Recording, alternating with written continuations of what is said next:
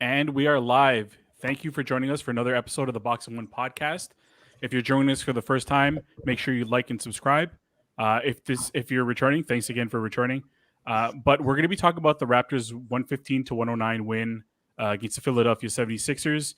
And most importantly, we're going to be talking about Fred VanVleet doing the big balls dance in front of Sam Cassell. Awesome moment. But before that, let's play the intro.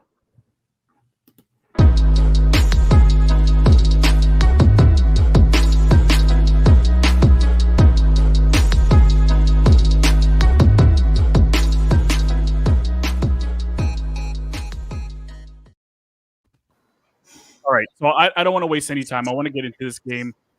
This is the Raptors' first win after a 3-game losing streak. I think we called that on this swing on this 4-game swing here. We would go 2-2. I think all of us came to a consensus. We all thought 2-2. It was looking for a while that we might go 0-4. It ended up going in the Raptors' favor. A couple of big shots in the fourth quarter. But yeah, Primate, what were your thoughts on the game? They won a good second half. The first half had me concerned. I mean, I get they're coming off a back-to-back, but you're facing a depleted Philly team without Embiid. Drummond gave them some issues down low. Lacking a 7-footer continues to be a problem, but they shot well. They rebounded well enough. I did out-rebound them, outshot them, but a win is a win. I think that you got Delano and some other guys, Scotty, some minutes. OG's figuring this new role out. Am I blown away by the win? No, because you would think that without Embiid, it would be a little easier, despite the Raptors not having a few guys themselves and coming off a back-to-back. But good win. They looked. I liked what I saw in the second half. They shot really well. They moved the ball really well.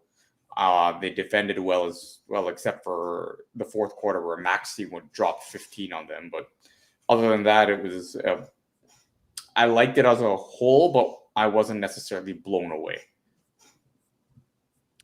So, Azam, I know you didn't get to see all of the game, but any thoughts for what you were able to see? Well, I mean, the most of the game that I saw was the first half, so it wasn't really encouraging, which was probably one of the reasons I didn't end up watching the second. But I mean, I thought Maxey was having a pretty good second quarter at that, like for the 76ers. Again, I saw very little that I saw. I think Precious struggled a little bit again a few times. And that's the other thing I wanted to talk about later, probably. We did touch up on Precious last time around. And then what have you guys seen from him last 4 games now? Yeah, so we'll definitely get into that. I think you're right. Maxey was definitely giving the Raptors some trouble, and this has kind of been a common thing throughout the last 4 games. It's the penetration has really been killing them on defense, and what it is, it's not necessarily the ball handler getting to the rim all the time, although that did happen quite a bit with Maxey, especially in the fourth quarter when he just went off and it looked like he was going to take over the game and give the game to the Sixers. But it's also the penetrator drawing the defense in and creating those threes on the wing and in the corner, which has been a little bit concerning because, you know, with all the talk of the athleticism that we have on the perimeter and our switchability, you know, sometimes you'll see Barnes, and this is just me being overly critical. Barnes has been fantastic, but he'll be a little bit too aggressive sometimes. You know, pick a side, and you know, with a guy like Maxey, if you make the wrong move the wrong way, Maxey's going to go by you because he'll just use his speed and quickness. But I mean, great win, especially on a tough back-to-back without Pascal. I think we've said this many times that this team is going to struggle sometimes. They'll find ways to win. I think the past what is it? The past 8 games is kind of exactly what we've talked about. Like they're going to look fantastic at times, and then they're going to look awful at times too. And you know, it's just part of the process, growing pains. I since you mentioned it, Azam, I'm going to turn this over to you, Primate. What were your thoughts on Precious today and over the past few games? He finished at a +9, so I mean, I don't want to just completely discount his game. I mean, he had 9 rebounds, which is good, which was good on that side. He looks better on defense and on offense, but I mean, 1 for 10, 0 for 2 from 3. Why is he shooting threes? Like, he just looks so. He's like the guy that's like at times like when you're playing in school and there's a kid who's just not comfortable when he gets the ball, and that's what he looks like right now. I think on defense he's okay. Like he holds his own, he can do enough. He's rebounding, he has energy, he has some length, and he's able to sort of hide. But on offense, I just want to see this guy just dunk and just like throw down mean dunks, and he just looks so uncomfortable offensively. Again, I'm not going to just write the guy off. I'm not writing him off. I'm not writing anybody off this early into his career or this early in the season. But, I mean, it's clear that if this is a team that wants to maximize its wins, they'd probably want to play Ken Birch more minutes when he's healthy. Yeah, so, I mean, so here's the thing. Yeah, he can hold his own on defense, but given the way this team is structured, you probably need a lot more offense out of that position. Maybe not a lot more, but significantly more than what he's producing. Like he was 1 of 8 again, and 1 of 8, and then 1 of 9 if you include the 3-pointer as well. So, I mean, at some point you have to start. Like you need more offensive output out of him. Like you can't continue playing him down, right? Yeah, I think the big thing with him is it's not that he has to score necessarily. It's that he's got to be a threat. And right now he's not a threat.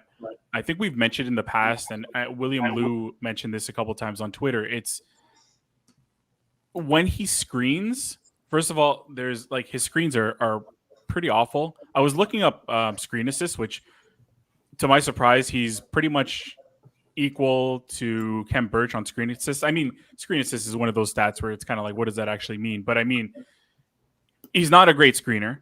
He's not a great roller.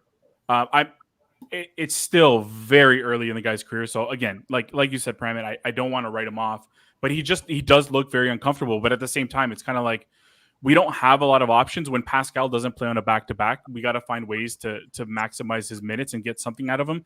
I do think that he did a better job today of being a little bit more aggressive. Now, the only problem is that aggression was going at Andre Drummond, who stuffed him a few times at the rim. But at least that aggression was there, and he was trying to make something happen.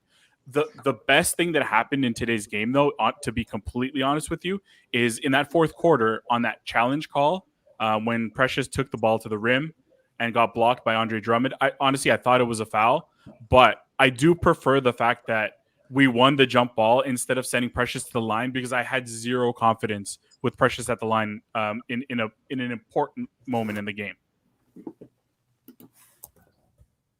Was that a foul? Yeah. Do you guys think that was a foul? I don't know if Yes. you saw it, Awesome. He got hit in the face on the follow through. Yes. Yeah. I don't know how you overturn it. I guess they figured that the follow, because I don't know, maybe they thought Precious moved his head into the way and like it was a natural motion, because it could have been related to the rule changes where like it like when you like you can't just I can't like at a loss for words right now. Like you can't move in to draw contact, and I guess they thought that, well, he went for a block, so his arm was in the natural. He was in a fluid motion, and then Precious's head got in the way. I don't know. To me, that's a foul. It like fine, maybe it's a little bit soft, but I think I don't think you can overturn that. If you called it a foul initially, I think you got to leave it, because I don't think there was enough there to overturn it. I still think it was a foul, but I'm just trying to look from the perspective of the referees. Yeah, I mean, it is what it is. It ended up working out in our favor because, like I said, I had zero confidence with Precious going to the line at that moment. I don't know if we were down 1 or 2. I mean, maybe he splits the pair, but again, zero confidence. I still like pressure. There's still something there sometimes. Like, the one thing that I still want to see a little bit less of with Precious is when he gets that rebound, him taking the ball way too far up the court to the point where he does this often, whether it's off a rebound or just when he gets the ball, he goes too far and he almost goes to that point of no return where he doesn't know what to do anymore, and he's got to get rid of that ball or throw it up to the rim, and I think that's where he gets himself into trouble. But I mean, I'm hoping that with reps, with time, this is going to come. When Kem comes back, when Pascal comes back, maybe we can reduce his minutes a little bit. But another thing that I wanted to talk about, and I think one of the big things that turned the game is the play of Chris Boucher. He's been, pretty much invisible. He's to be completely honest, he's been awful up until this point. But he had a fantastic game today. Yep, he did. We needed that. We haven't seen that from. We haven't seen. He's probably the only player that benefited from being down in Tampa. Yeah. You're right. He looked. I mean, like his per 36 numbers last year were outstanding. It didn't translate for whatever reason this year. It looked like he was pressing. It looked like he was trying to do more than what he should be. And I think really what he needs to do is just go back to what he was doing a couple of years ago. Be that kind of utility guy who does a little bit of everything. But I don't think he needs to come in with the thought that he's got to jack up shots. That's not what we need from him right now. Mm-hmm. So I think we agreed. Yeah. I think he's needed, especially we need to get, especially with Precious's struggles, if they can put him at the 5 at times, a guy that can roll more, provide some offensive spark off the bench. Definitely much needed. All right, so I want to move over into the next segment because I like, not that we're not going to talk about this guy, and I'm assuming, okay, so it's the player of the game segment, and I'm assuming I know who you're going to pick as your player of the game, Pramit. Yeah. But I'm go ahead and announce who you got. Steady Freddy. It's got to be Mr. VanVleet. He's logging some really, really, really big minutes. He's playing really, really well defensively. I mean, for a short guard, I don't want to say little guard. I'll say a shorter guard. Like, he's the deflections, the steals, the 32 points tonight, 7 assists. He was a plus 14. He's the guy. The man.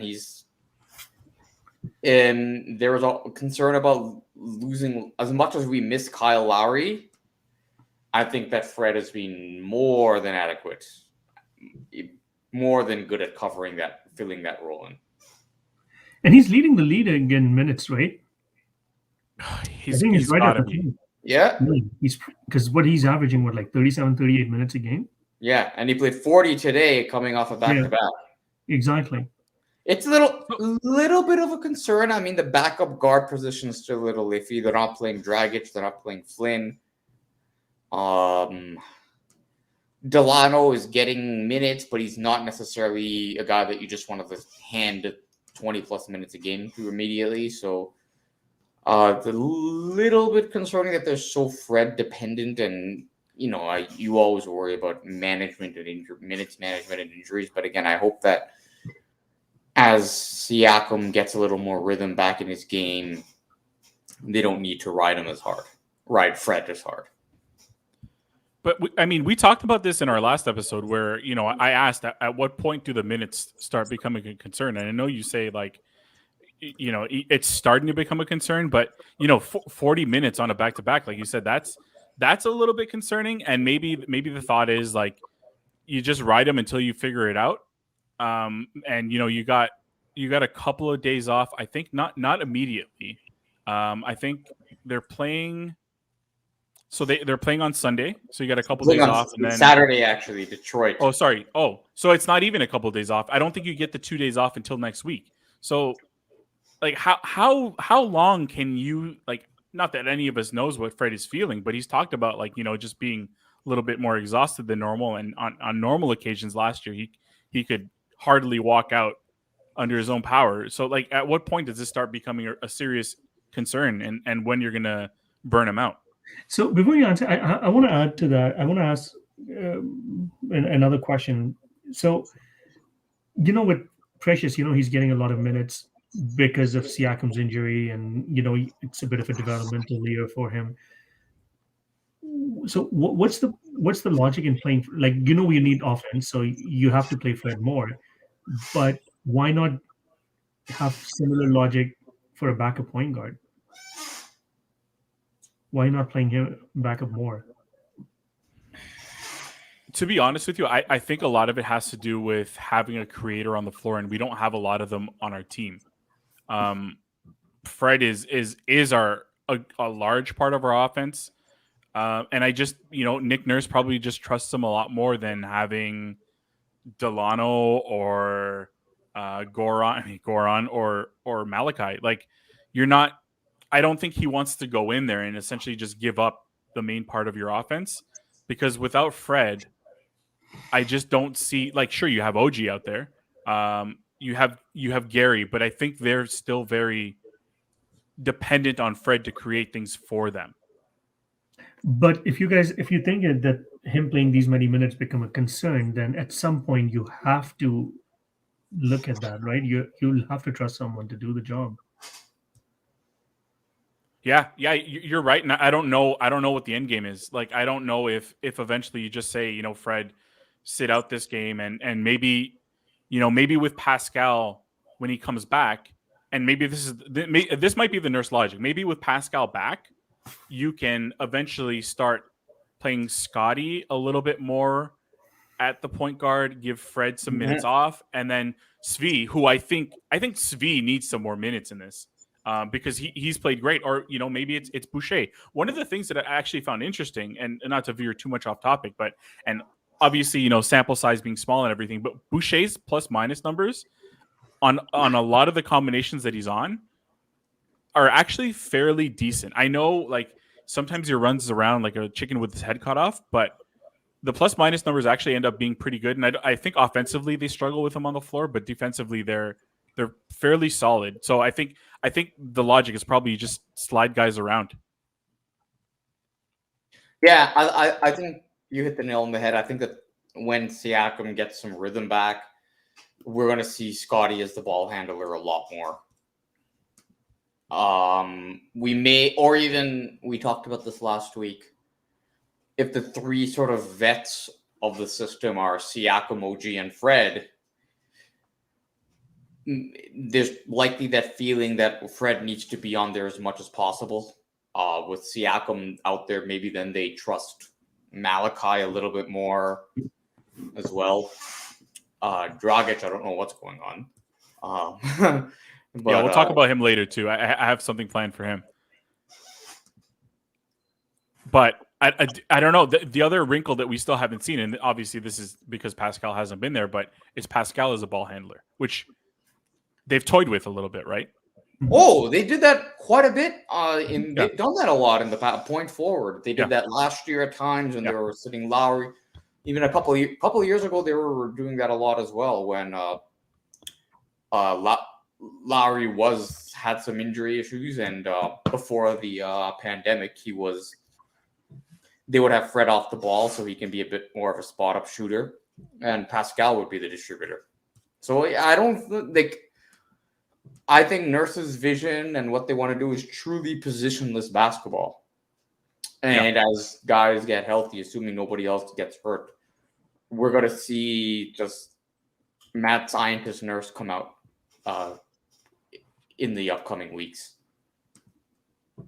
And to throw something else in there, Isaac Bonga today with the 905 in their win scored, I think, 25 points, had 9 rebounds and like a few assists.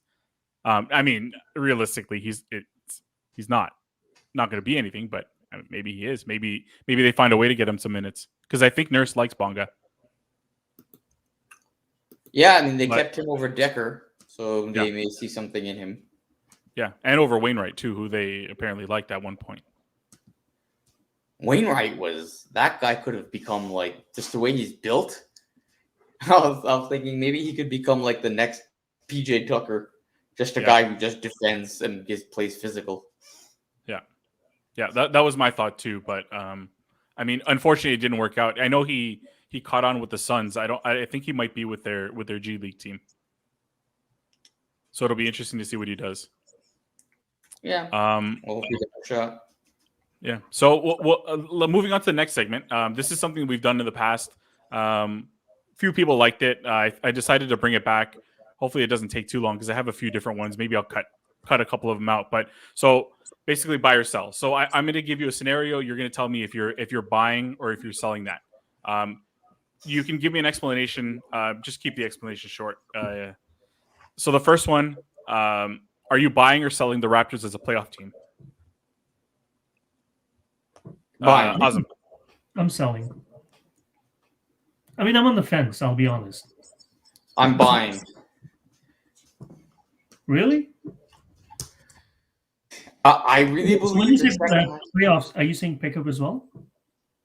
So making it in, so past the not the top 10, but making it into like after the play-in game, making it into the top 8. I'll buy. So I'm buying this. I'm think buying. Yeah, I'm buying the hell out of this. I still think that we have something there. And like Primate has said countless times, this is a second half of the season team, and we're going to get much better as the season goes along. So the next one, and we'll start with Primate on this one. Fred VanVleet, are you buying or selling Fred VanVleet as the next great Raptor? Buying. You could argue that he already is.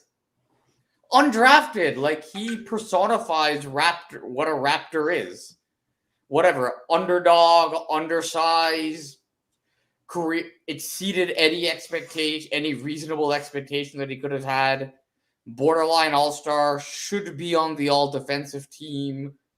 Could make an all-star team this year if they factor in defense and if the Raptors campaign hard for him with votes and all that. So, but like absolutely, he's like, he's like their kind of like their. I'm trying to think like the Spurs equivalent of like the Ginobili Parker type player, although Parker was a Finals MVP, but like that Ginobili, like just really, really good for a really, really long time. May not be like the elite superstar player, but just like fourth quarter specialist. Yeah, steady Freddy just does everything consistently well. Just Azam, I assume you're buying this one as well? Yeah, for sure. So, I mean, like Pramit said, he's already done a whole lot relative to how he being like the fact that he was undrafted, unlike a lot of other players. He's already achieved a whole lot, but I think this is probably a key year that'll determine a lot more because this is the first time in his career he's the number one distributor on the team, right? So, but so far from what we've seen, I'm buying this one for sure. Yeah, me too. I'm putting all my money into this. As long as he doesn't break down, even if he does, I think just the amount that he's given in the past and the way he's looking so far, I'm definitely buying this. So the next one is, are you buying or selling Goran Dragic playing meaningful minutes for the Raptors? Awesome. I'll buy. I think eventually he'll probably get in. I honestly, I mean, maybe I haven't followed up, but I don't know why he hasn't gotten as much game time as I would have expected, to be very honest, because worst case, he's a good showcase, but I think I'm buying it. Eventually he'll have to play. Like, I'm selling. I think that both sides agree that it's probably best to work out a deal and get him to a contender. But if he's not gone by the All-Star break, then they'll probably buy him out and let him catch on, get into the buyout market. Yeah, I'm selling this. But I do see what you're saying, Azam. Like, I'm not sure what's gone on there. I don't think Nurse has been asked. I've seen most of his interviews. I don't know that he's been asked about Dragic. Maybe I've missed it. I don't know what happened. Like he's still got something there, but you're right. Maybe they've just figured out, it is best for both parties. So the next one, are you buying or selling Chris Boucher returning to a sixth man award level player? Awesome. I think this one I'm selling on this one. So I think he's gonna be back. He's gonna have a good year, but if you talk about sixth man of the year kind of a year, maybe not. Yeah, I'm selling. I think he can be a good bench piece. I don't know if he'll get back to what he was last year. Last year could have been his career year. I was actually talking to another friend about this, that like it could have been a good sell high opportunity for him coming off the season. They had it because he's under a reasonable contract for this year. Yeah. And just given the year that he had was like great, fantastic, incredible for someone like that. Like maybe it would have been a good sell high opportunity. So I don't think he'll get to. He's not even going to get the minutes. Like even if he gets his rhythm back and all that, just given the way the team is set up, I don't know if he's going to necessarily get the playing time anyways. So I'll sell, but I think he could become a perfectly fine rotation player for them. Yeah, I think I'm selling too, but I think him being a 15 to 20 minute a night guy, and every once in a while due to injuries or back to back, he gives you 25 minutes and he gives you a little bit of everything. I prefer him in that role. I don't like him being in the mid 20s to definitely not 30 minutes a game. I think there are just too many little issues with him that will creep up and plague you if you're playing him a lot. But I do like him still in a rotation role, but limited minutes. And finally, are you buying or selling Pascal Siakam as the number one option that the Raptors have been missing? Premit. Selling. He was never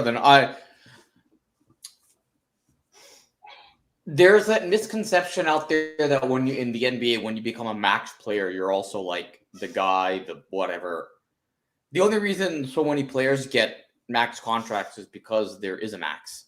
So there is a max a player can get. So the market will dictate that. And nobody should have thinking, okay, most improved player of the year, Kawhi goes, he gets his extend the max deal. There's that assumption, and he made an all-star team. But is he a true number one on a title contending team? No, I don't think he was ever expected to be that, but he could be a very, very good top 3 player on a legit contending team like he was a couple of years ago. So this isn't a team that's built to have a number one option. I think that the number one option is just going to be dependent. They're not a team where you can just give the ball to the guys, say go. Their offense is going to be based on a lot of ball movement and just getting open shots and taking what the defense gives. So I'm selling, but because I bought him as a really, really great player and never had a problem with the max deal because I understood NBA economics. But I'm selling because of that and the fact that their system isn't really designed that way. So you're saying they're like the Tampa Bay Rays of NBA? I guess, yeah. I mean, he didn't like that. He did not like that one. I'm not talking about payroll. Well, yeah.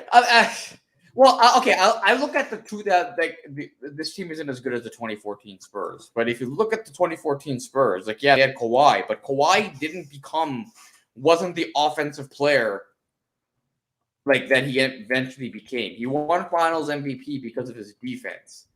That season, he averaged in the Finals MVP, he averaged 16.5 points a game. So, and then in the playoffs in 2014, he averaged 14.3 points a game. So the Spurs, that 2014 Spurs team, it's not. I'm not comparing the Raptors to them. What I'm saying is, it's a similar model, whereas it's just going to be dependent on ball movement, open shots, making the extra pass, setting good screens. and it's not necessarily going to be building around an exceptional or an elite player. So basically, a team that's sums greater than its parts, right? So that's what you're looking now at. like they just like that Spurs team, they had a lot of vets. They defended they had people like I said, well, they had Tim Duncan. Well, Tim Duncan was 38 years old on that team. Yeah. He averaged about 15 a game, which is actually more than I thought in the regular season, but he could still defend. He played less than 30 minutes a game. Ginobili was in his late 30s. Parker was 32. So Parker was almost like what Freddie is, but they didn't even. I don't think. I'll look through the stats. I don't think they had a 20-point scorer, a guy who averaged 20 that season. I don't think so. No, they didn't. So what you're saying is you were looking for the Raptors to be the model of when you take a business class in university and they talk about synergy, the Raptors will be the model for synergy. Well, you hope that if they are, then they can go deep. But it's so hard to pull that off. I mean, the Spurs had high IQ vets on that team, so very that's why if the pandemic never happened, I really believe that Raptor team from 2 years ago would have gone back to the finals without Kawhi. I, in my heart, believe that because of the way I agree. they played offense. They weren't an elite offensive team, but they were smart, and then the defense was exceptional. And then the lockdown happens, stoppages, Siakam, just whatever happened to him during lockdowns, he was not the same in the bubble, and they still got to Game 7, the final minutes of Game 7, even with Siakam being terrible. So they that was sort of the model of synergy because they had vets with high IQs. Now this team is still very young, so the upside is exciting, but they just haven't gone through. We know playoff basketball is so different, right? They need to go through it before you can really start to assess who these guys are. So, Azam, are you buying or selling this one? No, I'm selling as well, but it's no knock against him. It's just like what Pam had mentioned a lot, and it's you don't have to be that elite number one guy to be a really, really good player, and I think he is probably a second banana on a very good team, but but I'm selling him. It's not a true number one. So surprisingly, I'm buying this, and I'm only buying this in the context of the Raptors need him right now. That is what they're missing, I think. I don't think he takes them to the promised land or anything, but I do think that they're sorely missing another, and not necessarily maybe a true number one option, but I think he'll be like 1B to Fred VanVleet's 1A. He just gives them somebody else to burden that load. That right now it's literally most of the times Fred and sometimes by committee it ends up being OG. But I think if OG is like your that guy who gives you 20, 25 every now and then and isn't necessarily, I don't think he's ready to be a number one option. And I think he does a good job of it, but I think there are times where he goes unnoticed for too long. So I do think that Pascal would definitely help the team, and if they're going to be a playoff team, I think it's because Pascal carries a lot of the offensive load. Mm-hmm. So we'll see. I mean, Pascal's only played 2 games, and looking at this takes us to the next segment. Looking at the past week, 1-3, trying to work Pascal in. It's been difficult.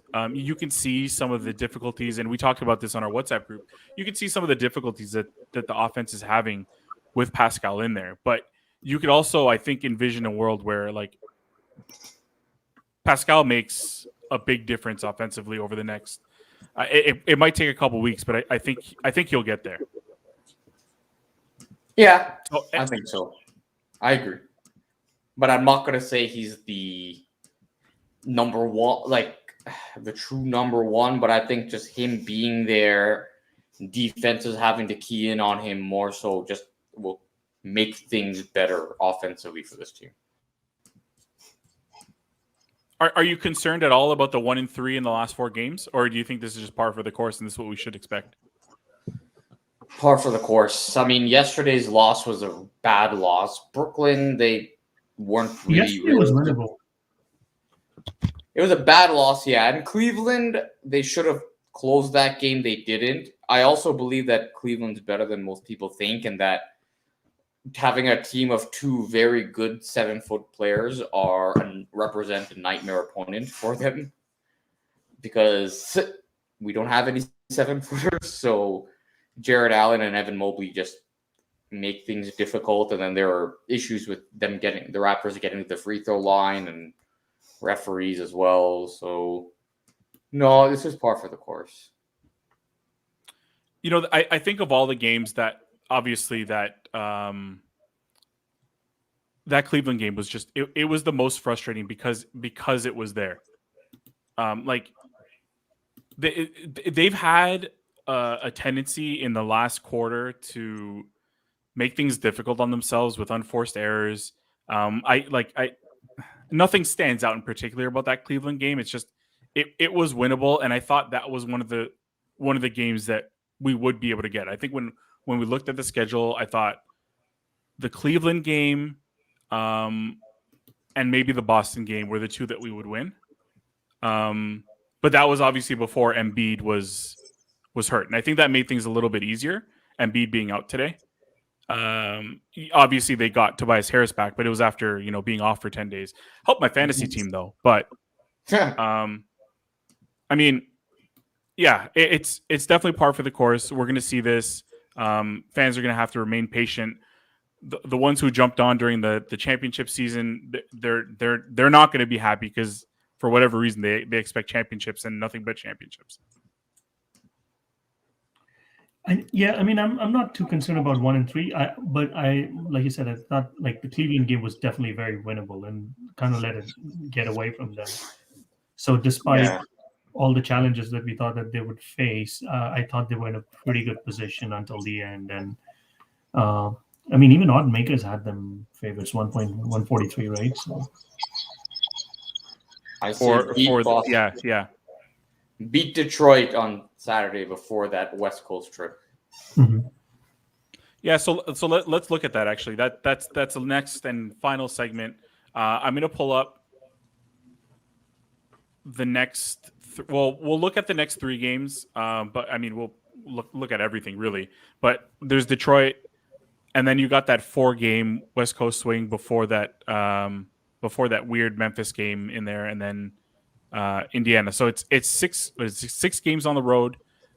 Detroit, obviously, I think you need that win, and then it's going to get pretty tough. So let's pick the next 3 because I think the Utah game is probably when our next episode will fall, but we'll probably have to do a pregame or like somehow like during the game.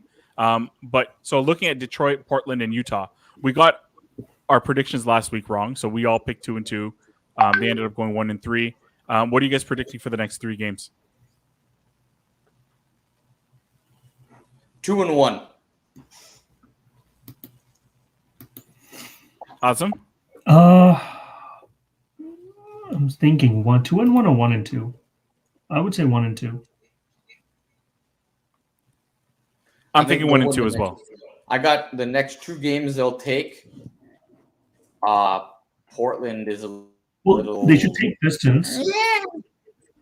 They should. Yeah, they should definitely take the Pistons. I think we all agree that one's a win. The Utah is definitely definitely a loss. Elevation, Portland. That's the one. That's the swing. But I think they lose it. I think Powell has a big game. He's already played them, by the way. So that whole I'm gonna get them. I think Trent will also have a big game, going back the other way, and he. I mean. No, I think they can take the next. I think they should. I expect them to take the next 2, and Utah will be a challenge. Even Sacramento, they don't have a great record yet, but I think Sacramento, just like the shooting they have, will pose a challenge for the Raptors as well. Golden State's playing very well, although the schedule is soft. Memphis is very soft. Memphis is good. Scotty Barnes guarding Ja Morant. That would be a lot of fun, though. Yeah. Listen, I'm looking at this schedule with that West Coast trip. This could get so they're 7-6 right now, but this could get pretty ugly, depending on how things go.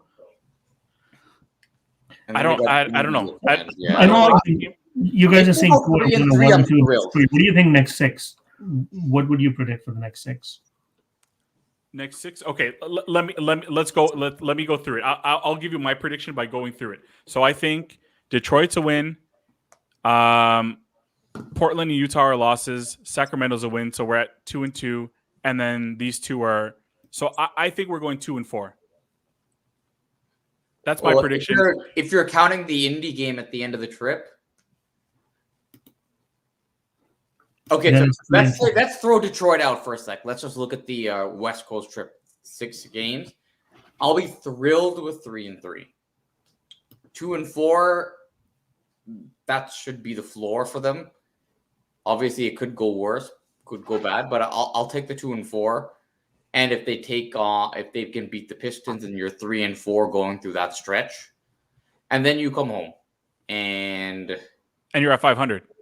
Yeah, and then I worry about that Boston. Like after a long trip, you only have one off day before the Boston game. That's a trap game. Yeah. And then you got Memphis again, man. Like, and then you got Milwaukee. Like I don't know how many of their guys will be back yet. Washington, and then things will ease up a little bit more in the month of December, but that's why, like, I always thought that January onwards, this team would be much, much, much better. Yeah. I mean, hopefully they remain healthy. I think that's a big thing, and hopefully Pascal can find his legs in there and find his place in the team. I'm just saying it could, if they come back from that and they're 10-10, I'm happy. Even if they get to, like, if they end up at the All-Star game and they're 10-10, I think we lost Azam. If we end up at 10-10 by the All-Star game, I mean, sorry, at 500 by the All-Star game, I don't think that's the worst thing in the world. No, it could put them in line for a bottom seed playoff spot with with a lighter schedule to wrap up. So we'll see. Yeah. So I think that's a good place to end it off. Any last thoughts, guys? All good. I'll be happy with 2-4. So. All right, so we'll see how we did with our predictions. It wasn't great this week. Hopefully next week it's better. But if you're still with us, we really appreciate it. There are some comments again, which last week we didn't actually end up getting to them because we didn't realize they were there. This week I tried to respond to whatever I could. But if you're still with us, we appreciate the support. Make sure you like, subscribe. You know what to do. But thanks for being with us, and we'll be back again next week. Like I said, we'll probably be doing a pregame show because of the West Coast trip. I don't think any one of us has any interest in staying up that late, especially with work. But thanks again, and good night. Good night. Good night.